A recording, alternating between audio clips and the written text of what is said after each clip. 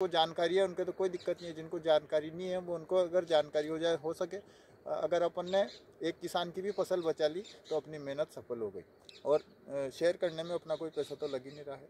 तो राम राम किसान भाइयों, स्वागत है आपका हमारे यूट्यूब चैनल खेत और किसान में। लाइक करें, सब्सक्राइब करें और शेयर करें ताकि जब भी कोई नई वीडियो साझा करें तो आप तक पहुंच सके। किसान साथियों, मौसम विभाग ने हाल ही में एक अलर्ट जारी किया है जिसमें बताया गया है कि 19 तारीख से 25 तारीख तक बहुत ज़्यादा ठंड पड़ने वाली है। यूँ मान लीजिए आप कोल्ड डे वाली स्थिति बनने वाली है। तो अधिक ठंड पड़ेगी तो कहीं ना कहीं पाले से हमारी फसलों को भी नुकसान होने की संभावना बहुत ज़्यादा रहती है। आज के वीडियो में अपन बात करेंगे हमारी फसल को पाले से कैसे बचाएं। तो किसान साथियों, फसल को पाले से बचाने के लिए हमारे पास 2-3 तरह के उपाय रहते हैं। एक उपाय तो ये कर सकते हैं अपन, जैसे जो उत्तर पूर्व दिशा है हमारे खेत की, उस दिशा में जो अपना जो पुराना घास फूस रहता है, सड़ा हुआ चारा रहता है या सोयाबीन का जो खराब हुआ चारा रहता है, वो चारा रहता है तो उसको अपन उत्तर पूर्व वाली दिशा में जिधर से हवा चलती है उस साइड में रख के और रात को 12-1 बजे बाद अगर उसमें आग लगा देंगे और धुआं होना चाहिए। मतलब ऐसा नहीं कि आग लग गई अपन गांव में गए 5 मिनट में ख़त्म हो गया, नहीं, अपने को धुआं करना है। मतलब उत्तर पूर्व दिशा की तरफ अपने को धुआं करना है, जिससे हमारे खेत में और हमारी फसल के आसपास पूरा धुआं फैल जाएगा और वो गर्मी हो जाएगी।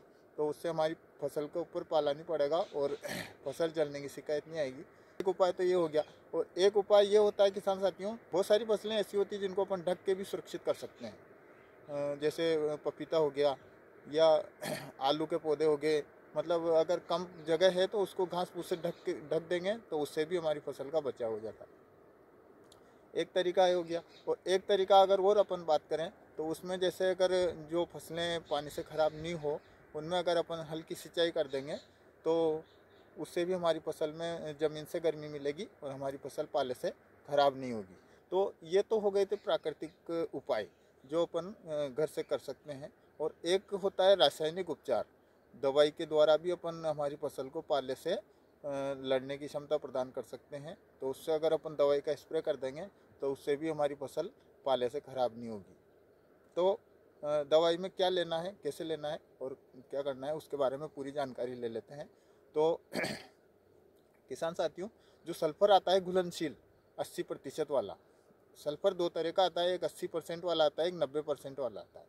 तो ये ध्यान रखने वाली बात है कि अपने को 80% घुलनशील वाला सल्फर लेना है और उसको 50 ग्राम प्रति पंप के हिसाब से, जो अपनी दवाई छिड़कने की मशीन होती है, स्प्रे पंप होता है 16 लीटर पानी वाला, उसमें 50 ग्राम प्रति पंप के हिसाब से उसमें डाल के घोल बना के उसमें डाल के और उसका अगर अपन स्प्रे कर देंगे तो वो भी हमारी फसल को बहुत मतलब कहीं ना कहीं वो भी हमारी फसल को सुरक्षा प्रदान करता है और उससे भी हमारी फसल पाले से ख़त्म नहीं होती है। तो किसान साथियों, आज के वीडियो में हमने बहुत शॉर्ट रूप में आपको ये जानकारी दी है।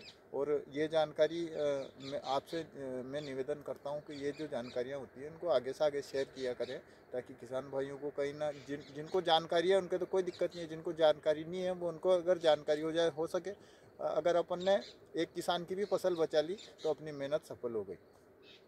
और शेयर करने में अपना कोई पैसा तो लग ही नहीं रहा है। तो लाइक कमेंट शेयर ज़रूर करें और हमारे चैनल को अगर सब्सक्राइब नहीं किया हो तो आपसे विशेष निवेदन है कि कृपया चैनल को सब्सक्राइब करें। इसी के साथ राम राम साहब।